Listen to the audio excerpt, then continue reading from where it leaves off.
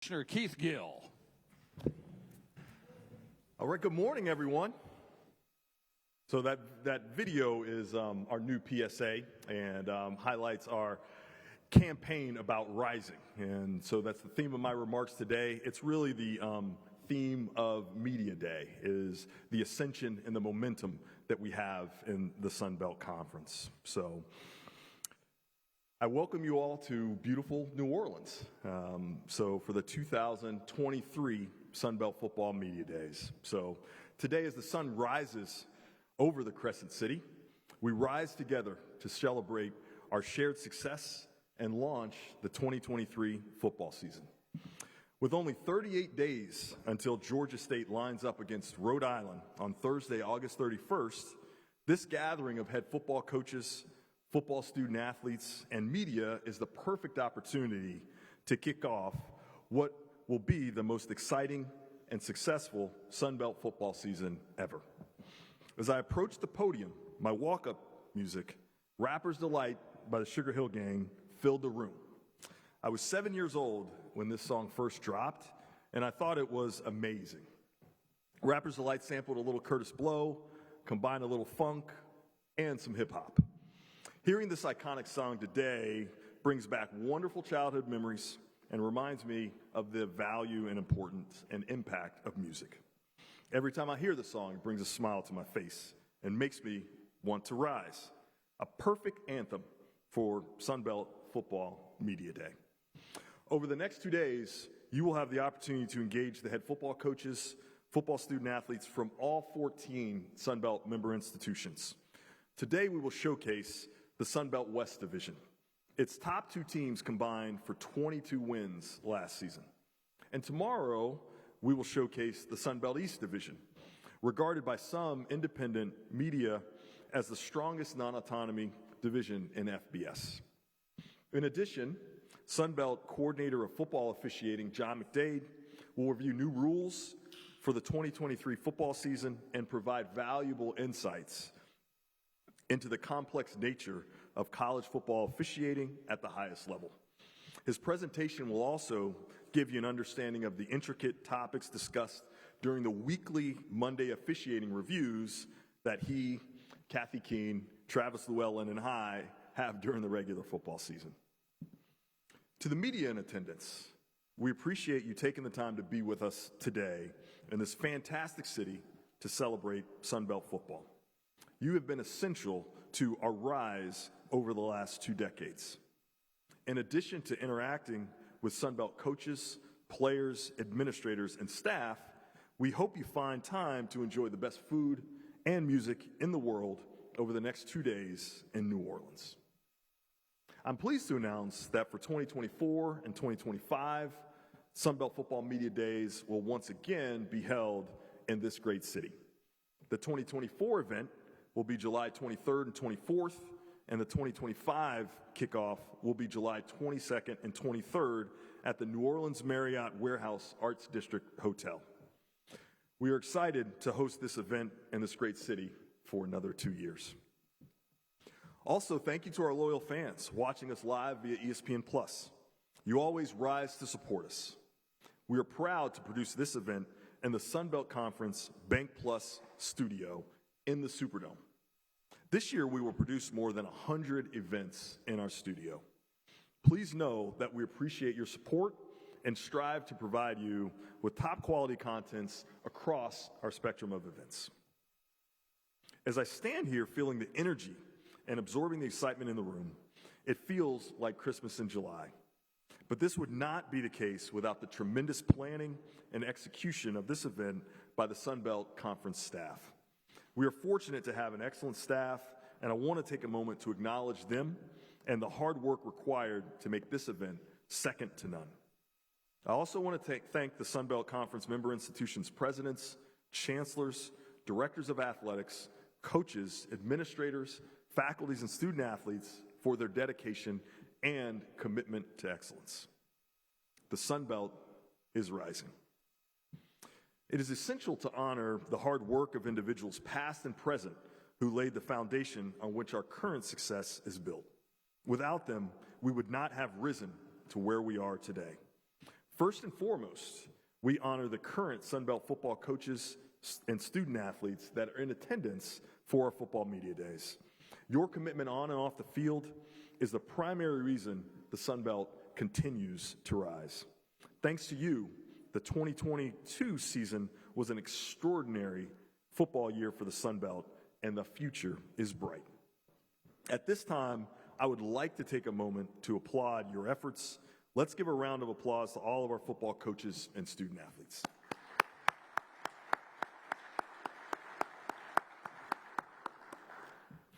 Our current coaches and student athletes were left a solid foundation to build on by those who preceded them, such as former Georgia Southern football head coach and two-time National Coach of the Year, Paul Johnson.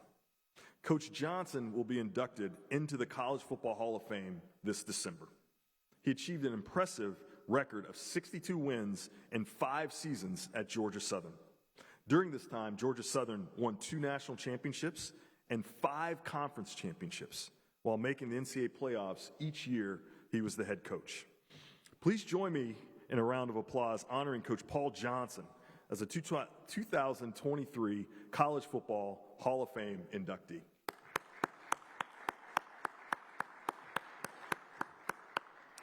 Thank you, Coach Johnson, for playing a crucial role in the rise of Georgia Southern and Sun Belt football. In addition, as we look to the future, we should take a moment to recognize former Sun Belt Commissioner Wright Waters and the presidents, chancellors, and athletic directors that made Sun Belt football possible. Wright Waters served the Sun Belt from 1999 to 2012, and it was his vision for Sun Belt football that allow us to gather today. The inaugural Sun Belt football season was 2001, and over 20 years later, we have grown into a conference that has multiple nationally recognized programs, posting double-digit wins annually and teams regularly ranked in preseason and postseason polls. It has been a credible ride for the Sun Belt football, and the best is yet to come. We owe this rising momentum to individuals like Paul Johnson and Wright Waters, who had the vision, dedication, and passion to put Sun Belt football on a solid foundation. We are truly thankful to all those before us who contributed to our current success. The Sun Belt is rising. Last year, we welcomed 4 new members to the Sun Belt Conference. The expansion process began with our current members at the time expressing their 100% commitment to the Sun Belt and ended with 4 exceptional schools joining those 10.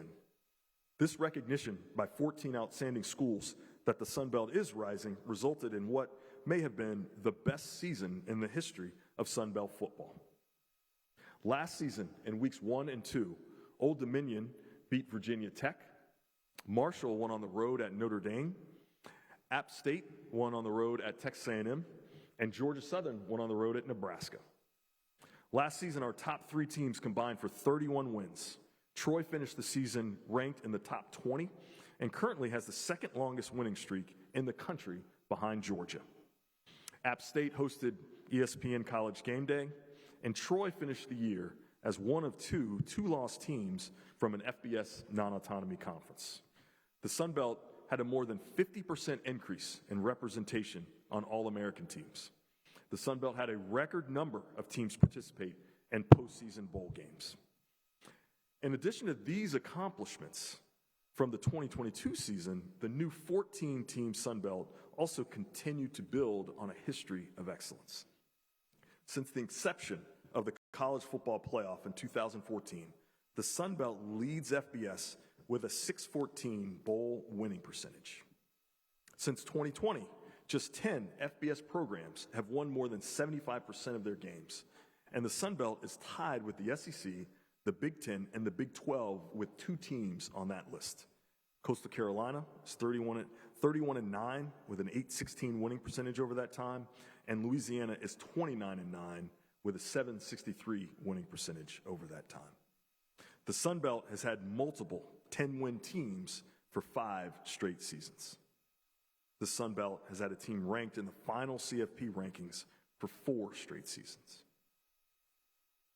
While football media days are an excellent opportunity to celebrate the accomplishments of our football programs, I would be remiss if I did not acknowledge the success of our other sports. The Sun Belt had a banner year in 2022 and 23.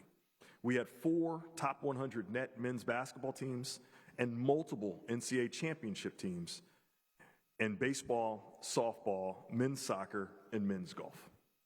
Also, Troy was one of 2 FBS schools to win at least 12 football games, 20 men's basketball games, and 40 baseball games, while Louisiana was one of only 12 FBS schools to earn a bowl or NCAA championship opportunity in the sports of football, men's basketball, softball, and baseball. Today is a day to honor football, but our mission as a conference is to be relevant and rise in every sport we sponsor. Looking forward to 2023, our competitive success and momentum have positioned us for great expectations. We expect to be the best non-autonomy FBS conference and earn a spot in a New Year's Day Bowl or the college football playoff. Those are our ultimate goals each season, and we will not shy away from those great expectations. While success on the field has fueled the momentum of the Sun Belt, regional rivalries are our foundation. Those rivalries are a critical part of our conference DNA and differentiate the Sun Belt from many other leagues. The Sun Belt Conference is 14 universities and 10 contiguous states. The conference presidents, chancellors, and athletic directors thoughtfully assembled a conference with compelling matchups, passionate fan bases, winning football traditions, and competitive games. And we all rise together. The carefully constructed design of the Sun Belt has paid dividends on the field and with college football fans. Last year, 35 million people watched Sun Belt football on television, close to a 100% increase over the previous year. The Sun Belt is rising. While Sun Belt momentum has been fueled by quality leadership, winning on the field, and a winning membership structure, there are 3 external partners that are indispensable to our long-term success. Our media partner ESPN, the College Football Playoff, and our bowl partners. We are thankful for our partnership with ESPN and the support that they provide. ESPN has been with us every step of the way during this tremendous period of growth for the Sun Belt. This year, the Sun Belt Conference Football Championship game will be broadcast on either ABC or ESPN, another piece of evidence that the Sun Belt is rising. On behalf of the entire Sun Belt family, I want to thank Nick Dawson, ESPN's Senior Vice President of College Sports Programming Acquisitions, and the entire ESPN college football team for their support of the Sun Belt Conference. We look forward to continuing and growing our excellent relationship. As a member of the College Football Playoff, the Sun Belt enjoys a seat at the table and is afforded an opportunity to compete at the highest level of college football. As the CFP grows and expands, so do the opportunities for Sun Belt football. The Sun Belt is excited about CFP expansion that is scheduled for the 2024 season and what it means for our rising football programs. I would like to take a moment to acknowledge College Football Playoff Executive Director Bill Hancock. In June, Bill announced that he will be retiring from his role with the CFP. I first met Bill when we worked together at the NCAA when I was an intern and he was a director in the men's basketball staff. I got to know him because we both worked out in the mornings, so we would see each other and chat in the NCAA locker room when we were getting ready for work, 3 or 4 times a week. Bill is an absolutely wonderful person, and his leadership will be missed. He has done so much on behalf of college football, college basketball, and college sports in general. We all owe Bill our thanks and gratitude for his work with the BCS, the CFP, and the Final Four. We have 2 years to honor his service and contributions, but I did think it was important that we recognize him at this event celebrating Sun Belt football. While the CFP is our ultimate goal each year, our conference bowl partners are key to our success as a football league. We currently have 5 outstanding bowl partners: R&L Carriers New Orleans Bowl, the 68 Ventures Bowl, the Camellia Bowl, the Cure Bowl, and the Myrtle Beach Bowl. Last year, we had a record 7 teams participate in postseason bowls. The Sun Belt continues to explore options to expand our number of bowl partners to accommodate our rising success and the growth of our conference. The Sun Belt will look to add 2 to 3 primary bowl partners in the not-too-distant future, and will continue to work with the NCAA to expand our opportunities to engage with primary bowl partners before the end of the current bowl cycle. The Sun Belt is rising. The majority of the next 2 days will focus on the athletic side of college sports. However, we must continue to remind people about the value of education and a college degree. We must advise and teach young people the value of the opportunity to change their trajectory in life. This is what college sports does. Most student athletes will not make life-changing money through NIL or becoming professional athletes. They will achieve their maximum value by earning their college degree. Educating and graduating students is the most important thing that we do. We're preparing young men and women with the life skills to rise, to thrive, and to achieve their dreams. As a first-generation college graduate, this commitment is personal to me. It is why I got into higher education in the first place. Last year, NCAA member schools provided more than $4 billion in scholarships to student athletes, and Sun Belt institutions provided almost $100 million, which is about 3,100 full scholarships to the more than 6,700 Sun Belt student athletes. As we think about winning and national rankings, name, image, and likeness, and the transfer portal, we cannot forget the most important outcomes of the collegiate experience for a student athlete are the education they receive, the graduation, and their personal growth. Despite some of the challenges and trouble, all of us who work in college athletics should be proud of our investment in the lives of students and the positive results from those efforts. The key to maximizing these goals for our student athletes and guiding us through a new era of complex legal proceedings and NCAA changes will be new NCAA President Charlie Baker. Sun Belt presidents, chancellors, and athletic directors had the opportunity to visit with President Baker a few months ago. He is off to a really good start, and I'm encouraged by his leadership and his approach, and I'm optimistic that he can steer the NCAA through the current web of issues and help create a stronger and more effective NCAA. One of the most problematic issues that we and President Baker must work towards is a resolution on name, image, and likeness. We need a congressional solution for NIL. The various differing state laws do not work effectively and have created a system that is not sustainable.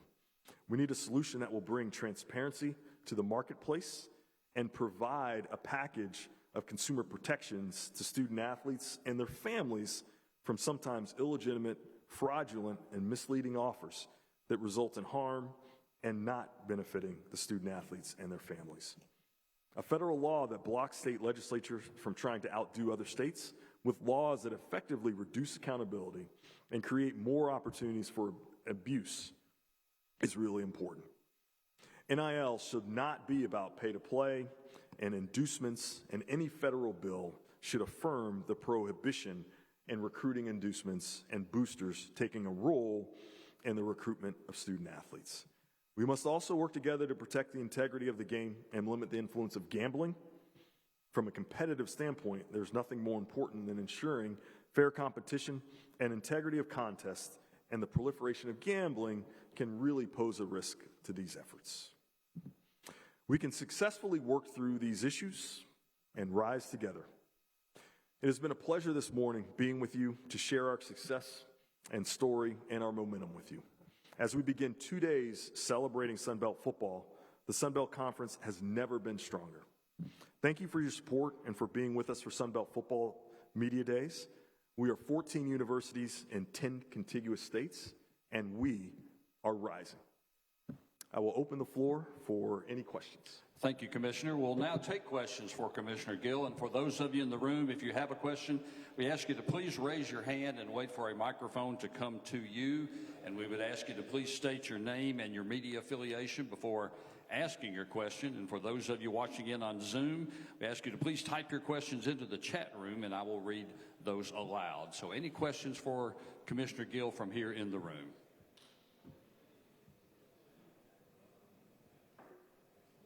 Right over here. Hey, Commissioner. Jarvis Heron with WHSV TV in Harrisonburg, Virginia.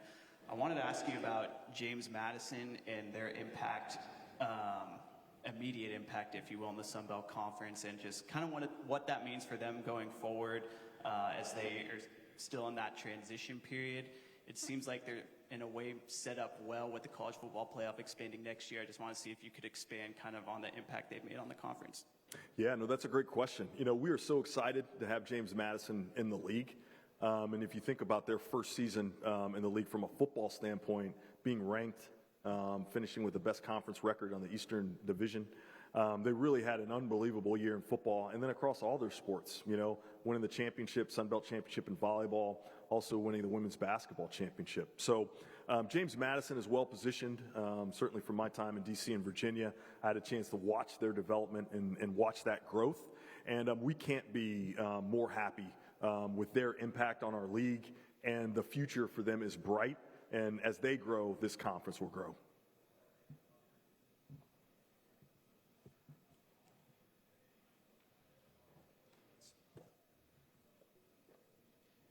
Morning, Commissioner Gill. Kev Tardello, Win Now or Gambit podcast in San Marcos, Texas.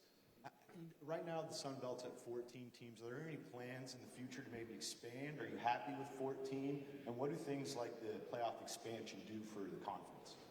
Yeah, no, that's a good question. I'll start with the playoff expansion question first.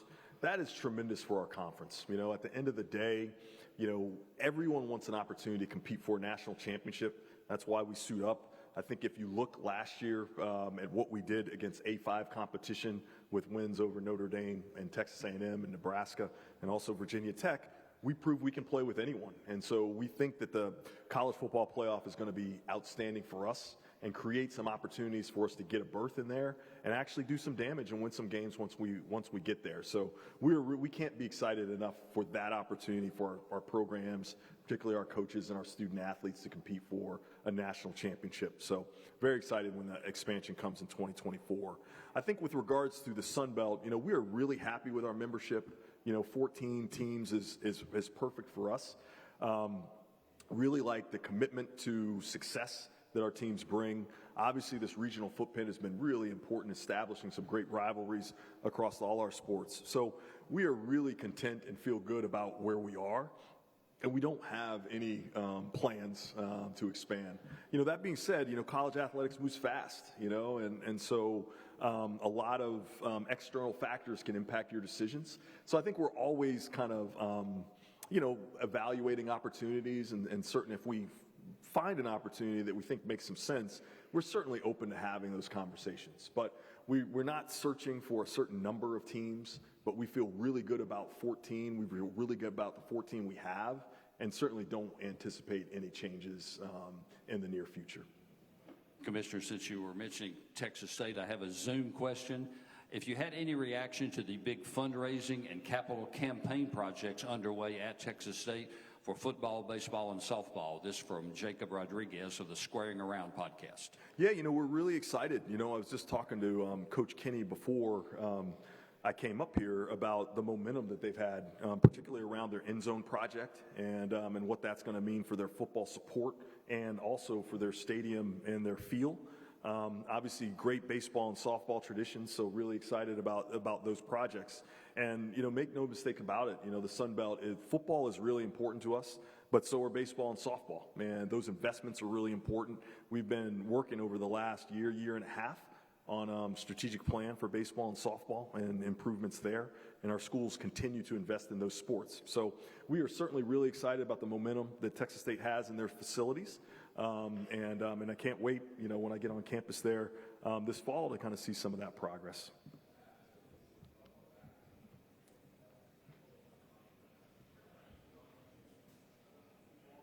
Hi, Jackson Hepner from the Breeze, JMU student newspaper.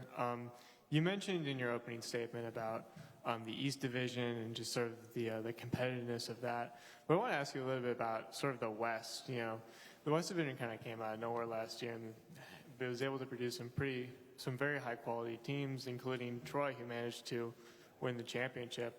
Did you sort of expect that? Like, what were your kind of thoughts on, Troy and also like teams like South Alabama kind of being able to, take a much bigger jump than we were expecting? Yeah, I really did, I think, last year the East got a lot of focus, but I really don't think that the West really came out of nowhere, because if you think about the team, Louisiana had won the conference championship before that, and they had 13 wins that season before. Obviously, South and Troy have had some coaching changes, but they really had, made some good strides. So, and in terms of how they were defensively. So I think the West had shown certainly a lot of strength with Louisiana's success. And that really wasn't surprising. And if you look at the West this year, it is going to be a knockdown dragout, in terms of, the quality of teams there. Preseason poll has Troy and South kind of right there. If you think about their game last year, I think that score was maybe 10-6 or something really close. It was a one-score game. You would expect that again. Obviously, Louisiana came on with that new coaching staff, and they'll certainly be kind of right there. Southern Miss, bringing Frank Gore back, and the great job that Coach Hall has done, and then Coach Kinney and kind of that explosive offense that he's going to bring to Texas State. So when you look across there, and see kind of there's a lot of competition there, and so I'm looking forward to it. When I go to Monroe, I know they're gonna be competitive. They're always in every game, and so the West is really difficult. I think the East gets a lot of the scrutiny. But I think the West is just as challenging, and I think if you ask any of those Western coaches, they'll say that. I think I'm looking forward to seeing when I get to Arkansas State. Coach Jones is a tremendous coach. He's done a really good job, and so there are going to be no gimmies in the West. There are no gimmies in the East. That's what this conference is. Every Saturday, if you don't show up and play your best game, you're gonna lose, and that's whether you're playing in the East or you're playing in the West. So thank you for that question. Hey, Craig Stevenson from AL.com.